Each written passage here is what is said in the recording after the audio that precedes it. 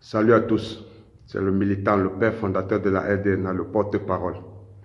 Des milliers d'Africains m'ont envoyé des messages haineux en me demandant pourquoi j'ai dit que le président Ibrahim Traoré du Faso devait mourir, il devait se faire assassiner d'ici peu s'il n'écoute pas nos conseils et s'il ne fait pas attention.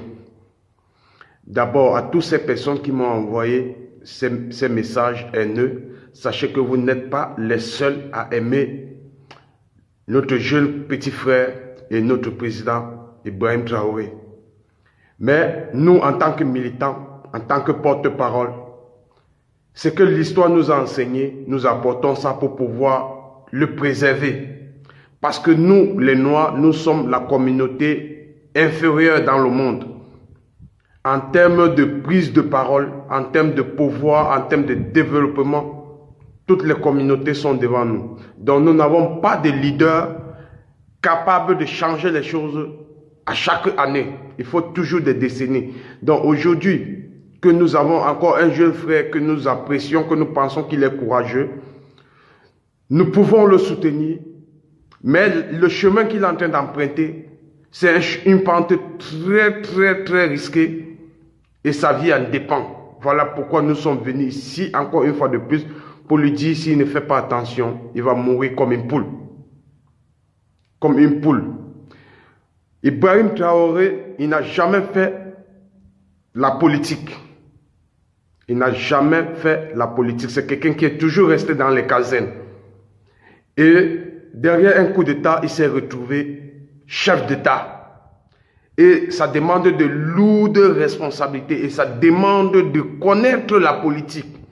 La politique, il faut savoir comment s'y prendre pour pouvoir gérer ce qu'on a trouvé et ceux qui viennent après nous. Comme j'ai dit, les grandes puissances n'ont jamais dévoilé leurs secrets. Comment faire pour pouvoir concurrencer les autres? Aujourd'hui, est-ce que vous savez que la perte de Kadhafi, la perte de Thomas Sankara, la perte du président tchadien a retardé encore l'Afrique de plusieurs années en arrière en termes de développement et autres. Donc, nous sommes en train de voir que si nous perdons encore le jeune Ibrahim Traoré, ça sera encore un autre retard de plus pour l'Afrique. Voilà pourquoi nous le disons. Quand tu es devant les leaders que tu as trouvés, fais très attention à tes discours. Le discours que tu tiens, tu n'es pas le seul qui connaît le tenir. Non.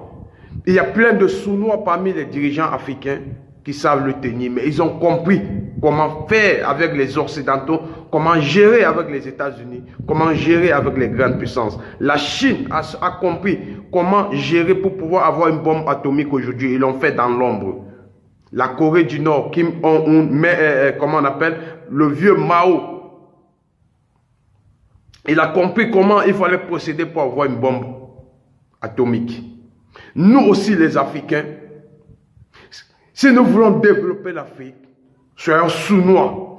Arrêtons d'arriver dans une assemblée et tenir des discours farouches face aux Occidentaux. Car c'est les Occidentaux qui contrôlent le monde. S'ils ne veulent plus de toi, ils n'iront pas par 4 chemins. C'est ton propre homologue africain qu'on va utiliser pour te descendre.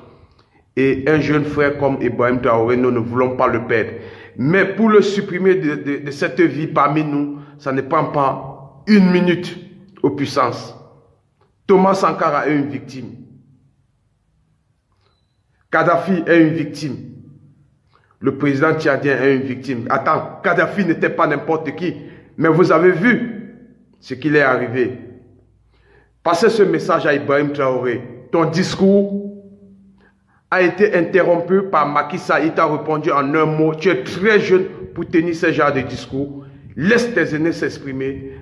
Dans ce qu'il a dit, c'est trop profond. Et nous, en tant que porte-parole militant, on vient te dire, dorénavant, garde le silence et utilise la politique du sous-mieux pour développer le Burkina ou l'Afrique. C'était le militant. Salut, ciao.